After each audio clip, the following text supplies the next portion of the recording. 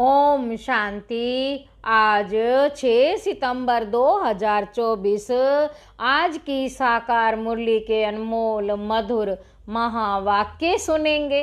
मीठे मीठे बाबा के मीठे बच्चे, तुम्हारी यह पढ़ाई सोर्स ऑफ इनकम है। इस पढ़ाई से 21 जन्मों के लिए कमाई का प्रबंध हो जाता है। इस पढ़ाई से 21 जन्मों के लिए कमाई का प्रबंध हो जाता है। प्रश्न है, मुक्ति धाम में जाना कमाई है या घाटा? उत्तर है, बाबा कहते भक्तों के लिए ये भी कमाई है, क्योंकि आधा कल्प से शांति शांति मांगते आए हैं। बहुत मेहनत के बाद भी शांति नहीं मिली। अब बाप द्वारा शांति मिलती है, अर्थात मुक्ति धाम में जाते हैं तो यह भी आधा कल्प की मेहनत का फल हुआ, इसलिए इसे भी कमाई कहेंगे, घाटा नहीं। तुम बच्चे जो जीवन मुक्ति में जाने का पुरुषार्थ करते हो, बाबा कहते तुम बच्चे तो जीवन मुक्ति में जाने का पुरुषार्थ करते हो। तुम्हारी बुद्धि में अभी सारे वर्ल्ड की हिस्ट्री ज्योग्राफी नाच रही है। ओम शांति। मीठे मीठे रूहानी बच्चों को रूहानी बाप ने यह तो समझाया है कि रूही सब कुछ समझती है। इस समय तुम बच्चों को रूहानी दुनिया में बाप ले जाते हैं। उनको कहा जाता है रूहानी देवी दुनिया। इसको कहा जाता है जिस्मानी दुनिया, मनुष्य की दुनिया। बच्चे समझते हैं देवी दुनिया थी, वह देवी मनुष्यों की पवित्र दुनिया थी। अभी मनुष्य अपवित्र हैं, इसलिए उन देवताओं का गायन पूजन करते हैं। बाबा कहते यह स्मृति है कि बरोबर पहले झाड़ में एक ही धर्म होगा। विराट रूप में झाड़ पर भी समझाना है। इस झाड़ का बीज रूप ऊपर में है। झाड़ का बीज है बाप शिव बाबा। फिर जैसा बीज वैसा फल, अर्थात पत्ते निकलते हैं। यह भी वंडर है ना, कितनी छोटी चीज कितना फल देती है, कितना उनका रूप बदलता जाता है। इस मनुष्य सृष्टि रूपी झाड़ को कोई नहीं जानता। इसको कहा जाता है कल्प वृक्ष। इसका बस गीता में ही वर्णन है। बाबा कहते सब जानते हैं गीता ही नंबर 1 धर्म का शास्त्र है। शास्त्र भी नंबर वार तो होते हैं ना। कैसे नंबरवार धर्मों की स्थापना होती है, यह भी सिर्फ तुम ही समझते हो। बाबा कहते और कोई में भी ये ज्ञान होता ही नहीं। तुम्हारी बुद्धि में है पहले पहले किस धर्म का झाड़ होता, फिर उनमें और धर्मों की वृद्धि कैसे होती। इसको कहा जाता है विराट नाटक। बच्चों की बुद्धि में सारा झाड़ है।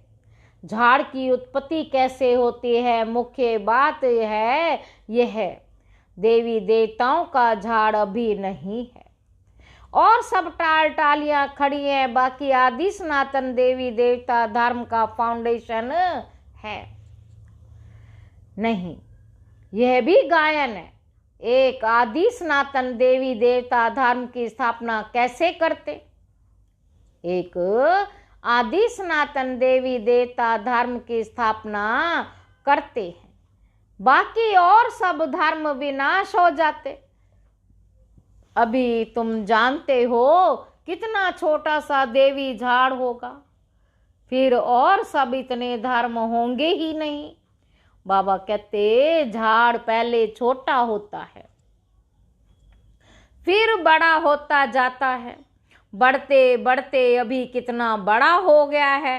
अभी उनकी आयु पूरी होती है। इसे बैनन ट्री का मिसाल बहुत अच्छा समझाते। यह भी गीता का ज्ञान है जो बाप तुम्हें सन्मुख बैठ सुनाते हैं, जिससे तुम राजाओं का राजा बनते हो। फिर भक्ति मार्ग में ये गीता शास्त्र आदि बनेंगे। यह अनादि ड्रामा बना हुआ है, फिर भी ऐसे ही होगा। फिर जो जो धर्म स्थापन होंगे उनका अपना शास्त्र होगा। सिख धर्म का अपना शास्त्र, क्रिश्चियन और बौद्धियों का अपना अपना शास्त्र होगा। अभी तुम्हारी बुद्धि में सारे वर्ल्ड की हिस्ट्री, ज्योग्राफी नाच रही है। बुद्धि ज्ञान डांस कर रही है। तुम सारे झाड़ को जान गए हो, कैसे कैसे धर्म आते हैं, कैसे वृद्धि को पाते हैं, फिर अपना एक धर्म स्थापन होता है। बाकी खल्लास हो जाते हैं, गाते हैं ना ज्ञान सूर्य प्रगटा। अभी बिल्कुल अंधियारा है ना। कितने ढेर मनुष्य हैं, फिर ये इतने सब होंगे ही नहीं। इन लक्ष्मी नारायण के राज्य में ये थे नहीं। फिर एक धर्म स्थापन होना ही है। यह नॉलेज बाप ही आकर सुनाते हैं। तुम बच्चे कमाई के लिए कितनी नॉलेज आकर पढ़ते हो।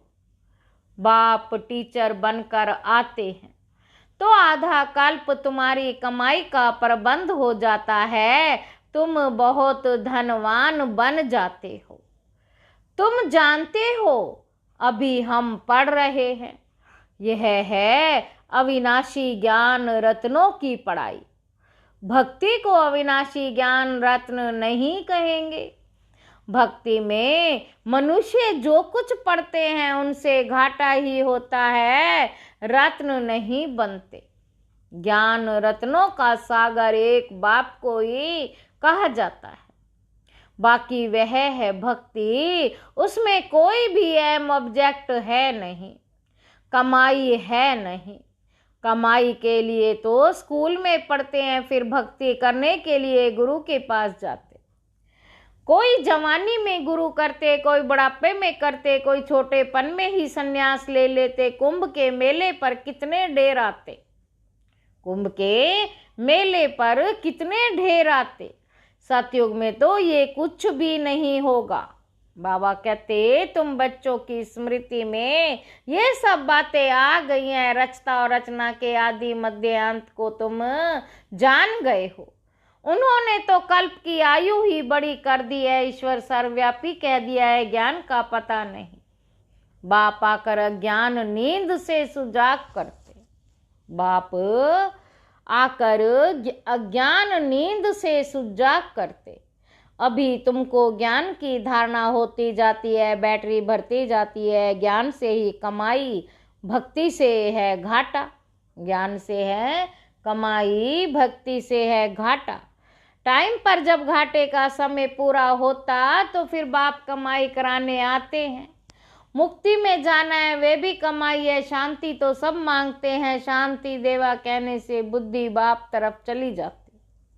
कहते हैं विश्व में शांति हो, परंतु वह कैसे होगी यह किसी को भी पता नहीं है। शांति धाम सुख धाम अलग होते हैं, ये भी नहीं जानते तो पहला नंबर वार है, उनको भी कुछ पता नहीं था। बाबा कहते अभी तुमको सारी नॉलेज है। तुम जानते हो हम इस कर्म क्षेत्र पर कर्म का पाठ बजाने आए हैं। कहाँ से आए हैं? ब्रह्मलोक से, निराकारी दुनिया से आए। इस साकारी दुनिया में पाठ बजाने हम आत्मा दूसरी जगह की रहने वाली है। यहाँ ये 5 तत्वों का शरीर रहता है, शरीर है तब हम बोल सकते हैं।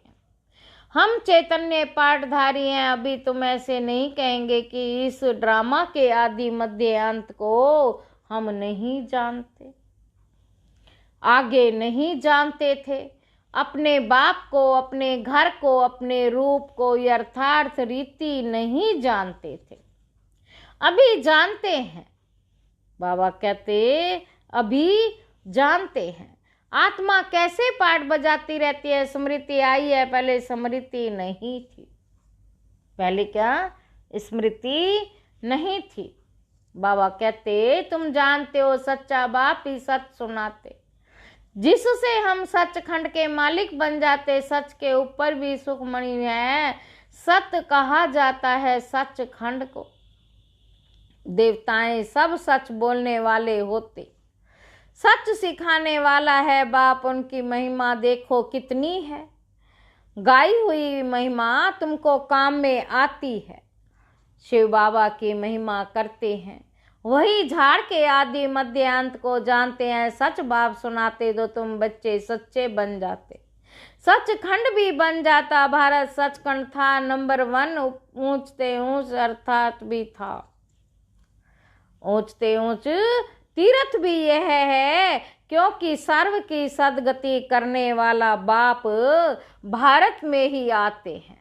एक धर्म की स्थापना होती है, बाकी सबका विनाश हो जाता है।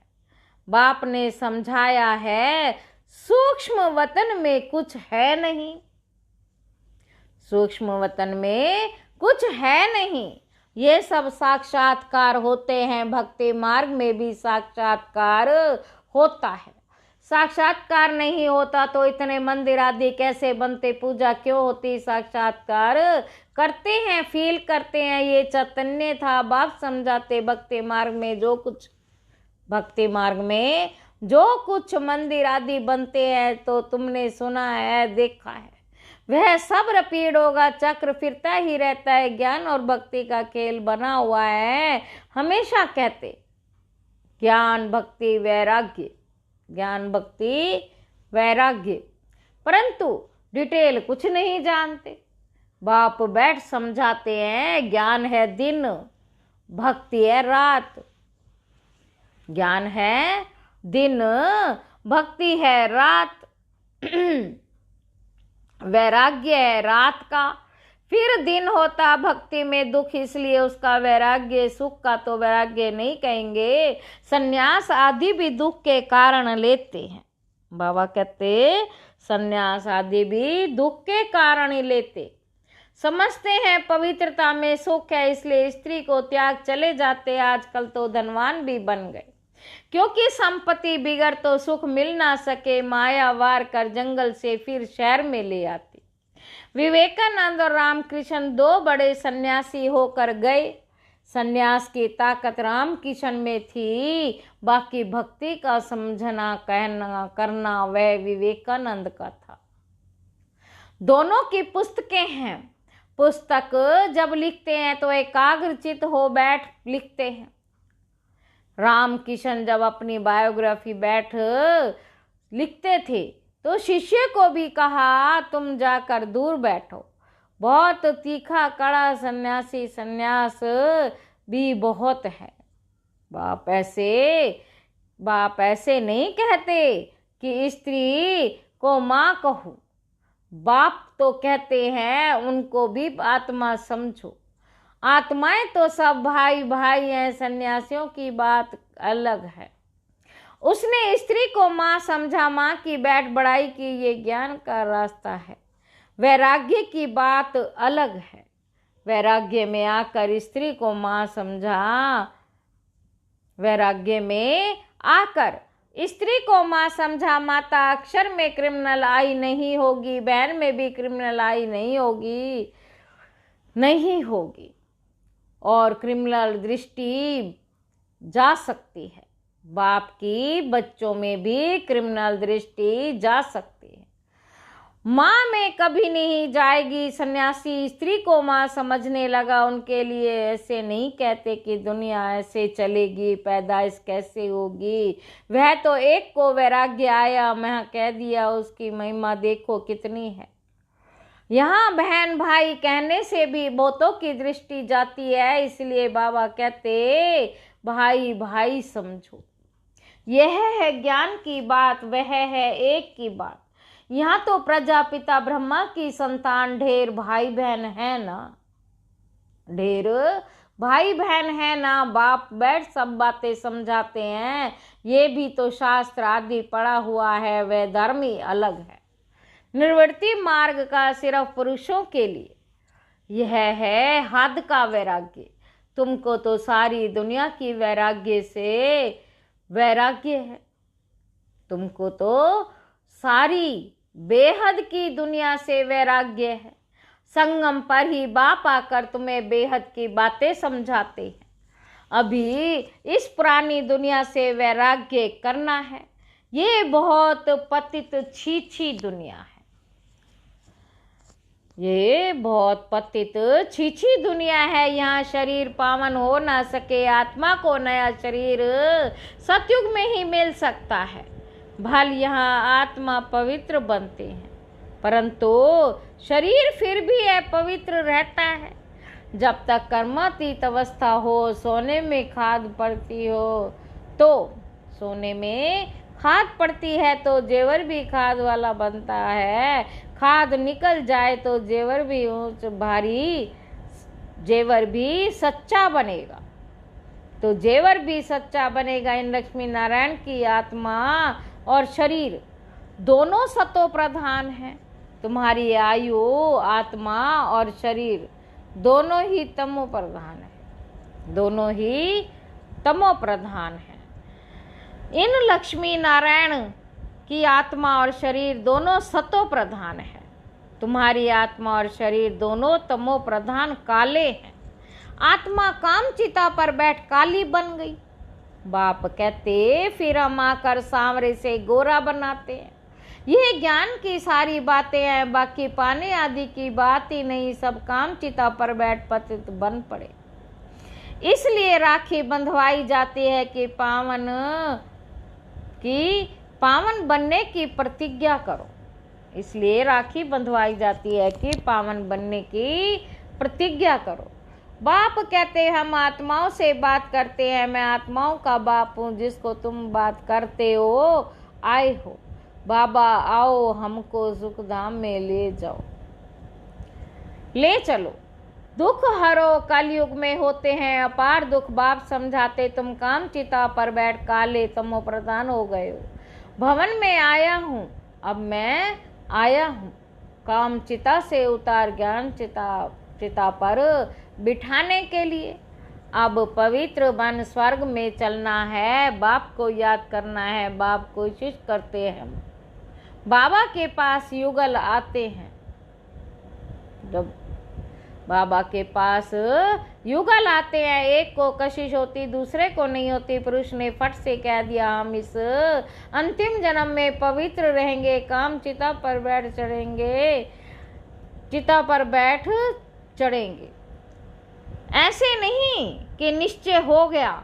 निश्चय अगर होता तो बेहद बाप को पत्र लिखते, कनेक्शन में रहते। सुना है पवित्र रहते हैं, अपने धंधे आदि में ही समस्त रहते। बाप की याद ही कहाँ है। ऐसे बाप को तो बहुत याद करना चाहिए। ऐसे बाप को तो बहुत याद करना चाहिए। स्त्री पुरुष का आपस में कितना प्यार होता है। पतित को कितना याद करती है, पति को कितना याद करती है। बेहद के बाप को तो सबसे जास्ती याद करना चाहिए। गायन भी है ना, प्यार करो चाहे ठुकराओ, प्यार करो चाहे ठुकराओ, हम हाथ कभी नहीं छोड़ेंगे। ऐसे नहीं यहाँ आकर रहना है, वह तो फिर सन्यास हो गया। घर बार छोड़ यहाँ आकर रहे। तुमको तो कितना कहा जाता है। गृहस्थ व्यवहार में रहते पवित्र बनो। ये पहले तो भट्टी बननी थी जिसमें इतने तैयार हो निकले। उनका भी बहुत अच्छा वृतांत है। जो बाप का बनकर अंदर यज्ञ में रहकर रूहानी सर्विस नहीं करता हो, रूहानी सर्विस नहीं करते, वह जाकर दास दासियां बनते हैं। फिर दास दासियां बनते हैं। फिर पिछाड़ी में नंबरवार पुरुषार्थ अनुसार ताज मिल जाता है। उन्हों का भी ज्ञान घराना होता है। उन्हों का भी ज्ञान घराना होता है।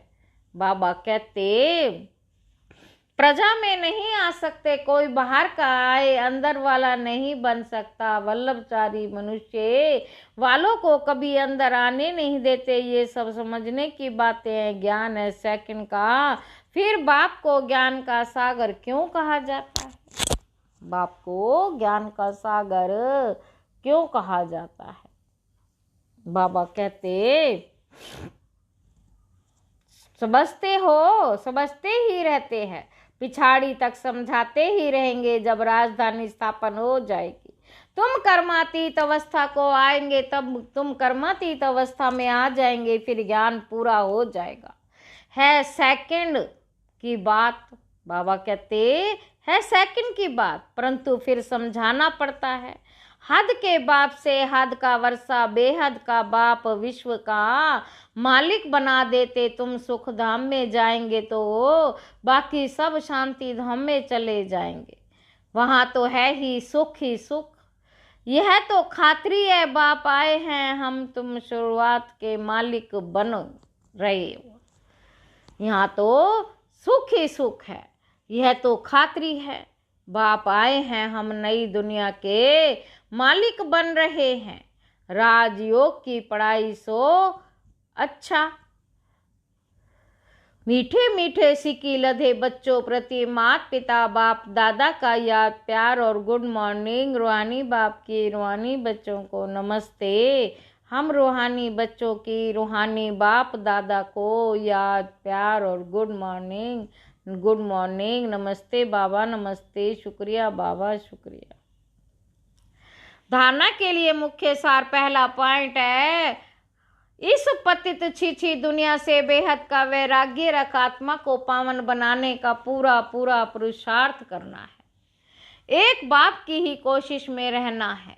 दूसरा पॉइंट है, ज्ञान की धारणा से अपनी बैटरी भरनी है। ज्ञान रत्नों से स्वयं को धनवान बनाना है। अभी कमाई का समय है, इसलिए घाटे से बचना है। इसलिए घाटे से बचना है। धारणा है, वरदान है, ज्ञान रत्नों को धारण कर व्यर्थ को समाप्त करने वाले होली हंस भव। स्लोगन है, होली हंस की दो विशेषताएं हैं। एक है ज्ञान रत्न चुगना और दूसरा निर्णय शक्ति द्वारा दूध और पानी को अलग करना। दूध और पानी का अर्थ है समर्थ और व्यर्थ का निर्णय। व्यर्थ को पानी के समान कहते हैं, समर्थ को दूध समान। तो व्यर्थ को समाप्त करना है, अर्थात होली हंस बनना। हर समय बुद्धि में ज्ञान रत्न रहेंगे तो रत्नों से भरपूर हो जाएंगे। स्लोगन है, सदा अपने श्रेष्ठ पोजीशन में, सदा अपने श्रेष्ठ पोजीशन में स्थित रहे। ओपोजिशन को समाप्त करने वाले ही विजय आत्मा भव। ओम शांति।